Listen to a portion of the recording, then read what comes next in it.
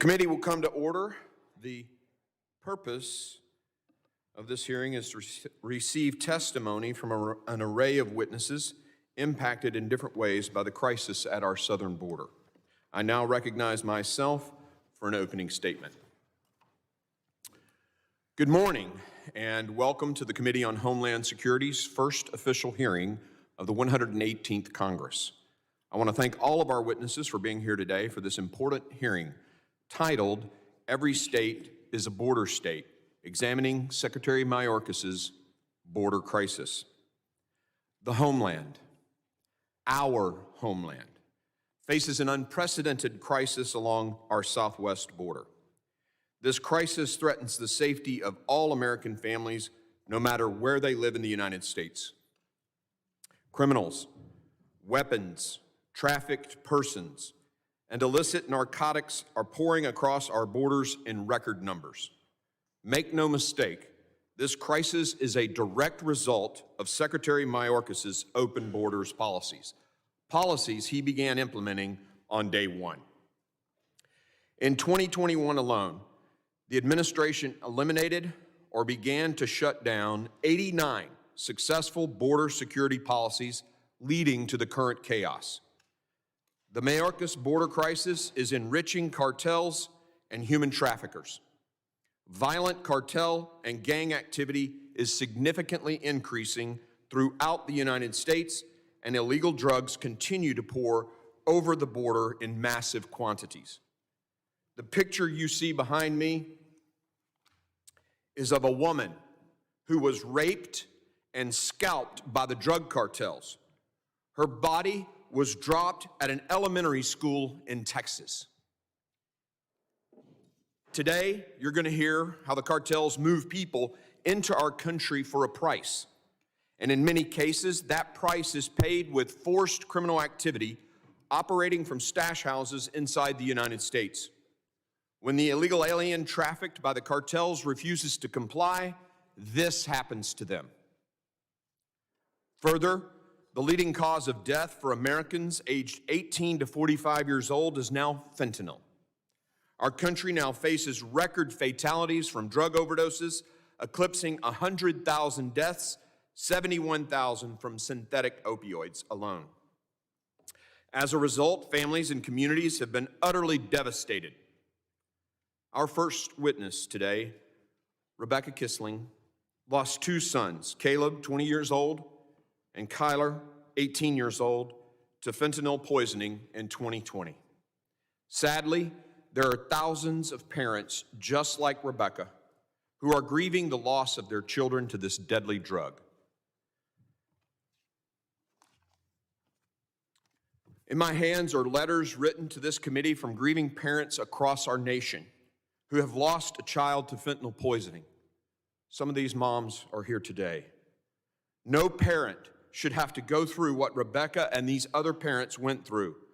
I ask unanimous consent to enter these letters into the record.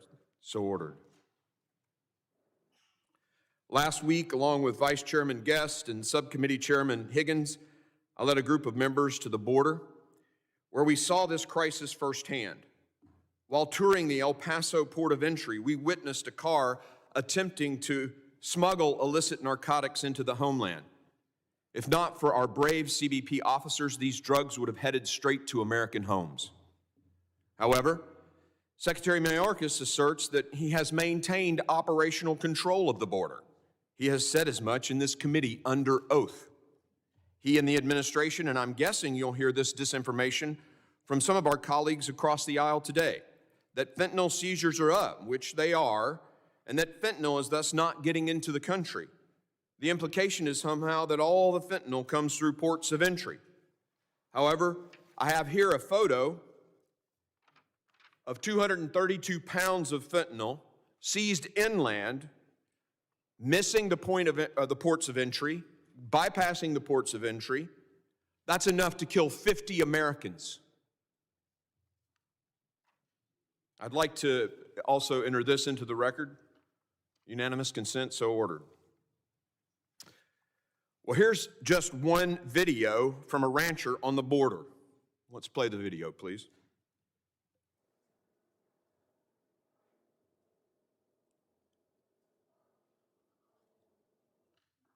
What you see here, camera footage of waves of drug cartel runners wearing camouflage carpet shoes, carrying backpacks of fentanyls and other drugs.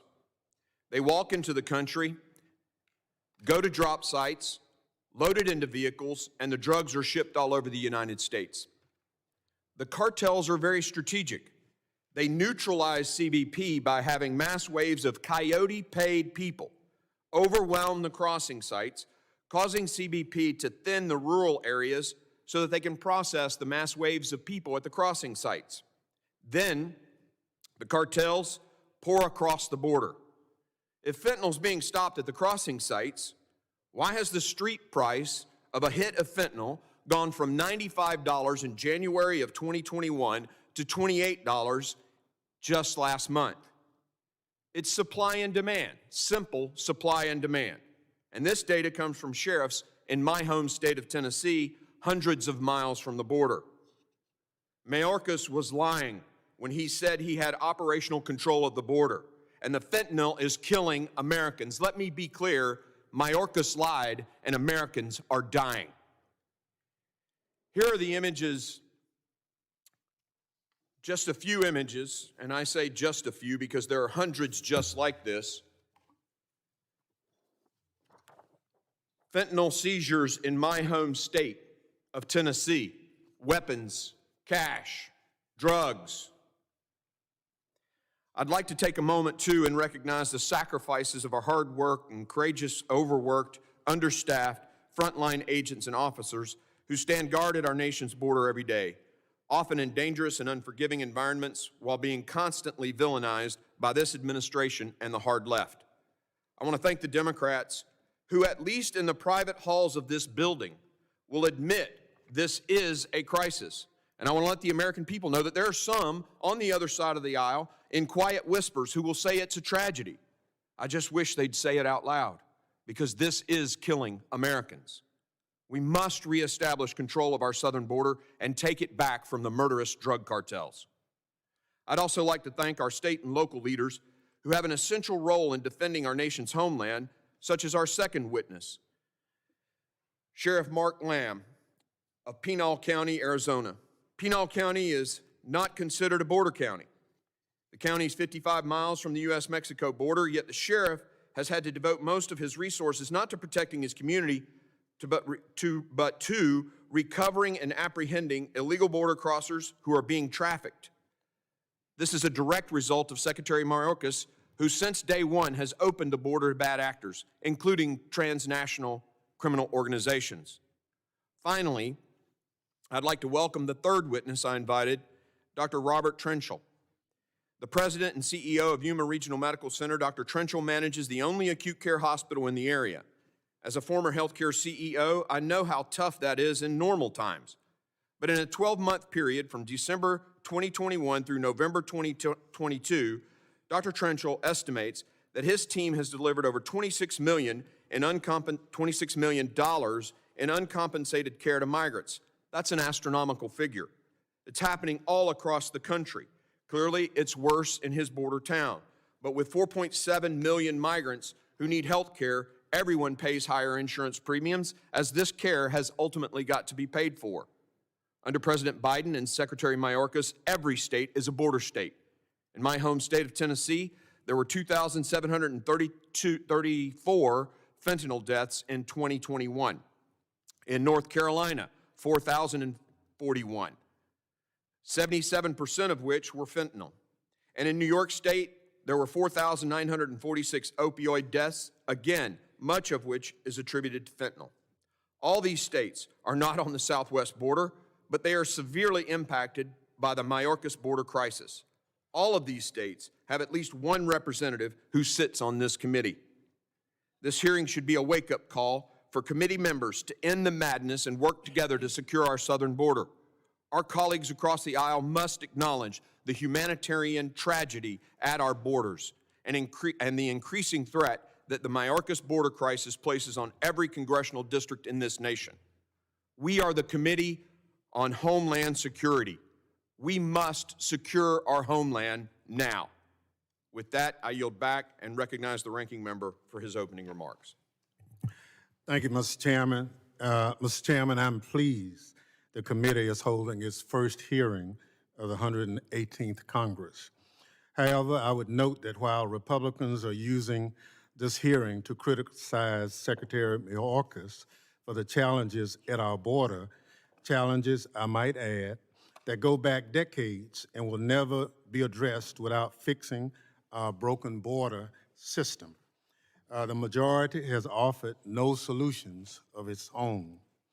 Republican leadership said it would bring a border bill to the House floor during the first days of the new Congress. But their bill, which would have effectively ended asylum in this country, was so extreme it didn't have the votes to pass and was pulled from the schedule.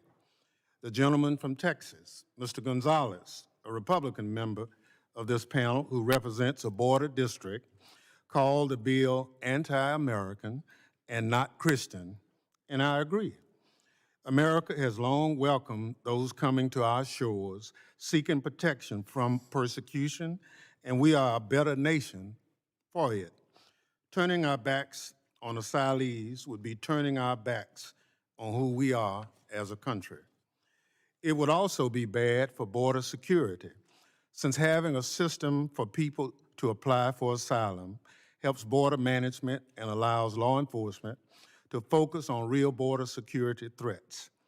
After failing to deliver the meaningful and ready-to-go border bill, Republican leadership promised and still have no plan to address the situation at the border. Several communities call hearings like this one, committees call hearings like this one today. Unfortunately, I'm concerned that this hearing won't help us move toward a solution for better border management, but rather may be used by some as a platform for divisive rhetoric and anti-immigrant fear-mongering. I hope that's not the case. We're better than that, and at least we should be. Instead, we need to look at the facts and work together toward solutions. The fact is Democrats are focused on investing in border staffing, infrastructure, and technology, especially at ports of entry where the vast majority of fentanyl is trafficked. Over 90% of fentanyl seizures occur at our ports of entry or border checkpoints, and those responsible are overwhelmingly American citizens, not immigrants. The fact is, despite tough talk on border security, Republicans voted against necessary funding, opposing $7.2 billion in Border Patrol operations, including for hiring $65 million for 300 more Border Patrol agents and $60 million for additional personnel at ports of entry. If you really want to help with border security, help us increase the number of people working at the border as part of the ultimate solution. Certain members on the other side of the aisle have even suggested defunding the Department of Homeland Security, the very department that is working to secure our borders. That kind of talk may score political points in certain circles, but it flies in the face of good old-fashioned common sense. The fact is the Biden administration is working to deal with the fallout of the prior administration's failed border policies while treating people humanely and with dignity. The administration is implementing a 6-pillar plan for immigration and border security, which includes surging resources, increasing efficiency, imposing consequences for violators, bolstering the capacity of NGOs and state and local partners while going after cartels and smugglers and working with countries in the region.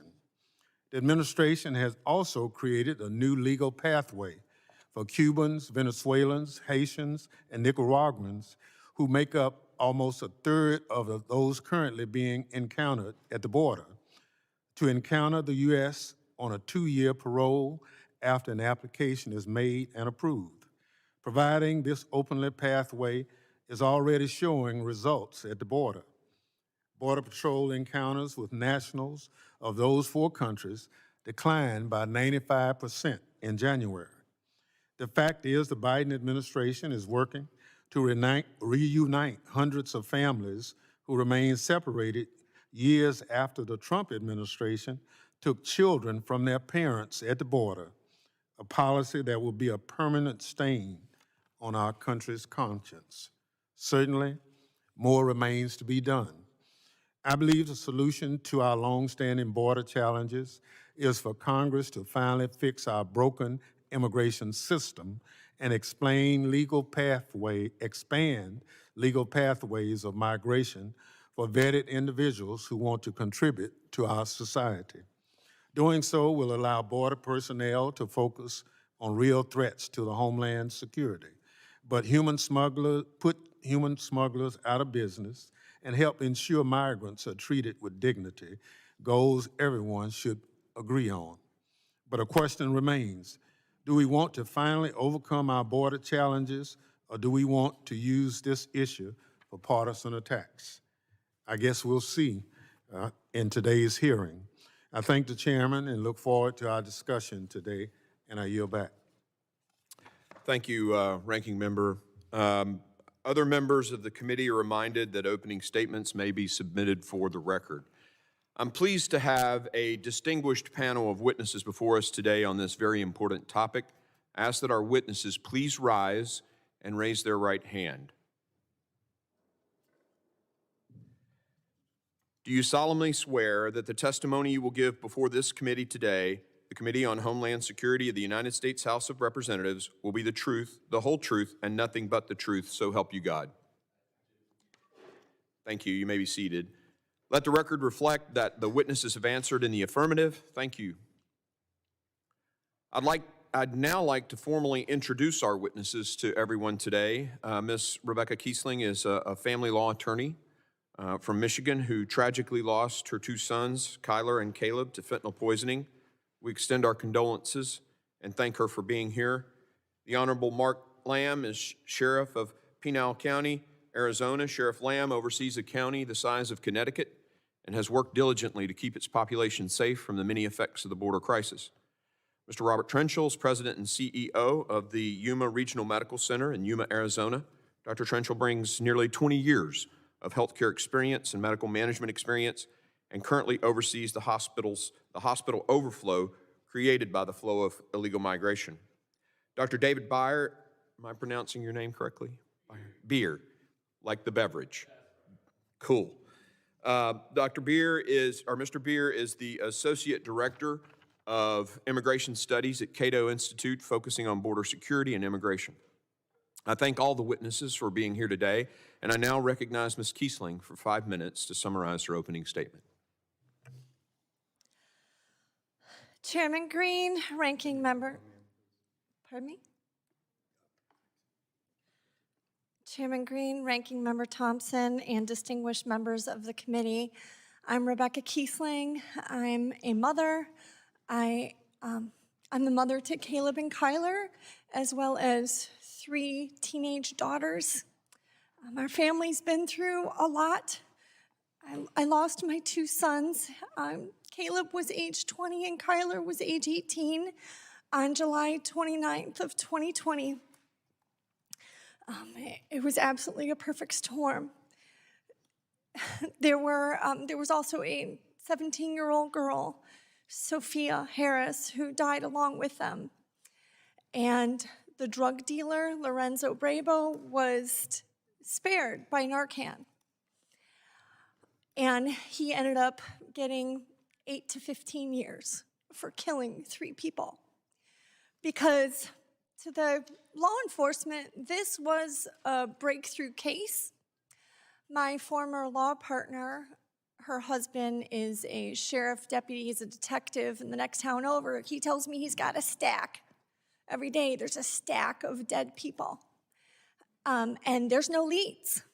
But in our case, there was a lead. The drug dealer was there, and he was another addict. And so because he survived, they had leads to who he got it from, and they actually could try to start tracing it back. And the law enforcement made it clear to me that this fentanyl came from Mexico.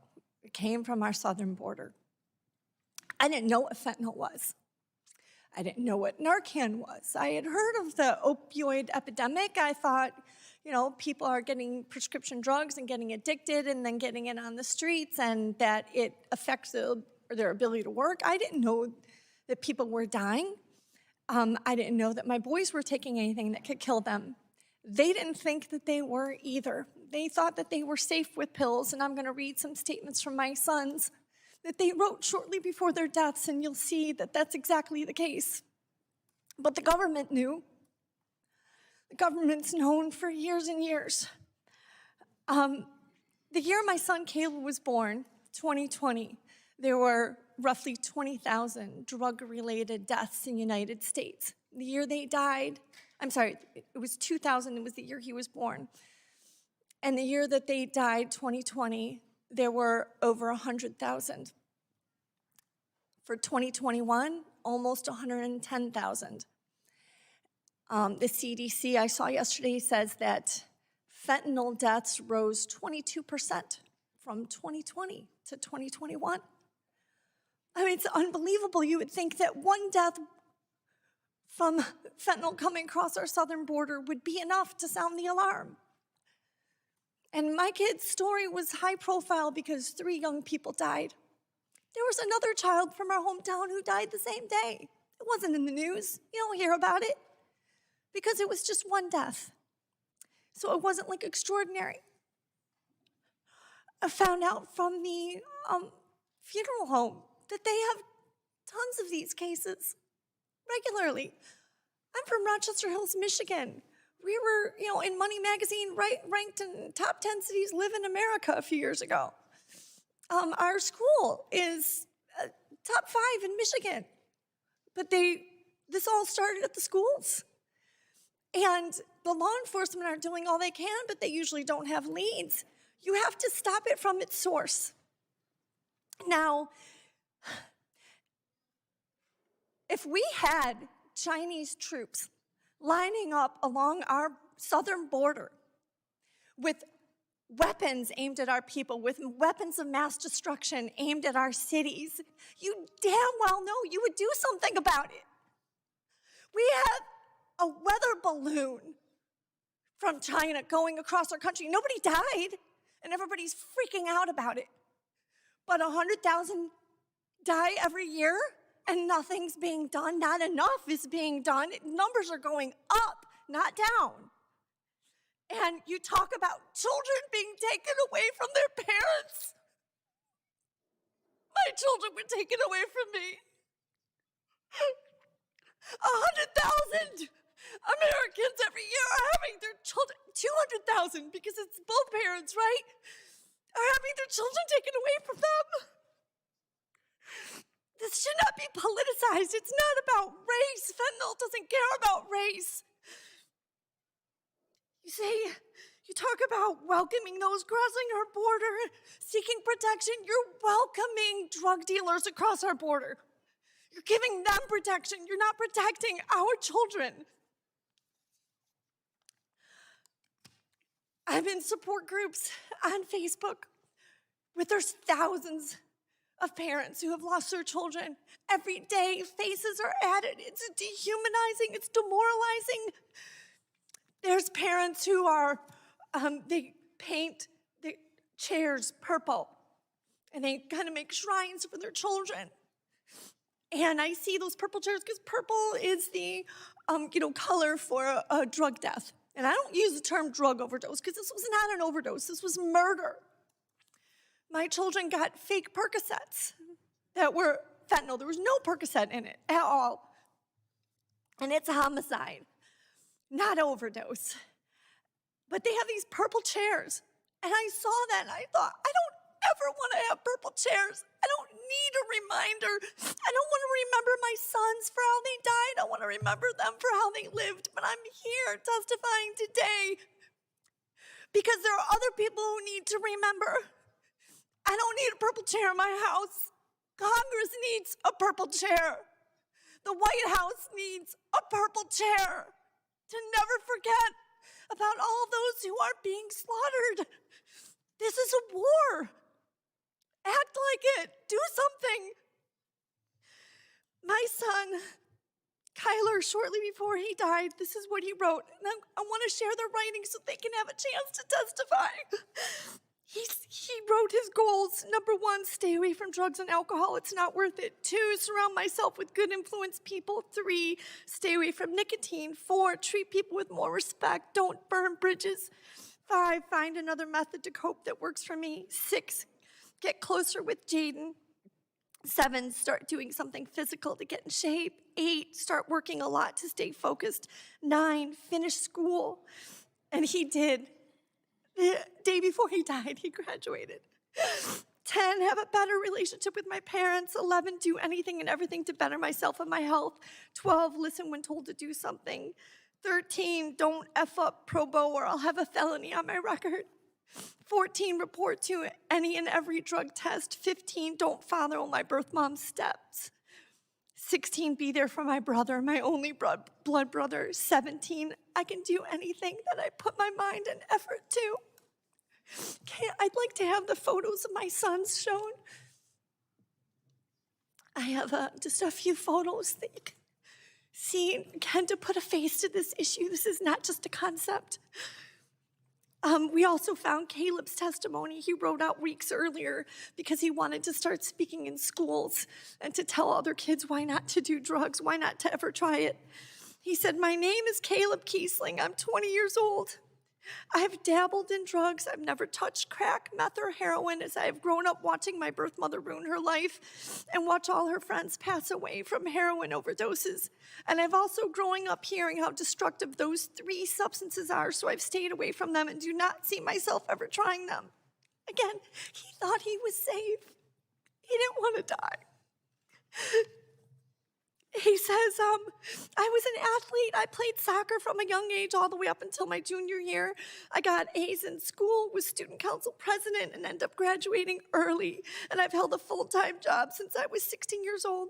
I'm extremely intelligent. I have my parents to thank for that, as they stressed I keep my nose in a book, teaching me that knowledge is true power and is the only thing nobody can ever take from you. Before I got caught, I had already realized that my life needed to change. I'd been in the process of signing on with the Navy. I scored in the 90th percentile on the PCAT test. I have too many routes available to me not to succeed. So even if the military is in my path, I'm gonna have a good future. I can feel that in my bones. I'm built to succeed, and my issues have only made me stronger. My shortcomings don't even begin to define who I am, and don't even begin to speak to what I've been through and overcame. I can only claim just a little credit for it because it's by the Lord's grace and protection that I'm alive and here to tell my story. He has watched over my whole life, even when I refused to accept his presence and existence. Rebecca, we're gonna need to move to our next witness, okay? I know I can't imagine. None of us here can imagine. I'm so sorry. But there will be questions, and you'll get to share more in a moment, okay?